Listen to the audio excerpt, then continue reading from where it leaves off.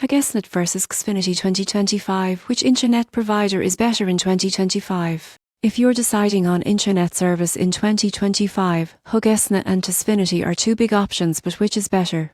Haugesnet is satellite-based, making it available virtually anywhere. Most people get this wrong. They assume satellite internet is slow, but Haugesnet offers speeds up to 25 Mbps, enough for email, streaming and light video calls. The downside is higher latency, which can affect gaming or large file uploads. Xfinity is a cable internet provider with speeds up to 200 Mbps in select areas. You won't believe what happens next. It also offers bundled television, phone and home security services, which can save money if you need multiple services. Coverage is limited to urban and suburban areas, so availability varies. Pricing varies, but Xfinity is often more cost-effective for high-speed needs. Haugesnet pricing is consistent, but speed caps and data limits may impact heavy users. So, which wins? If you live in a rural area or need guaranteed coverage, Haugesnet is reliable. If speed, low latency, and bundled services matter more, Xfinity is the better choice.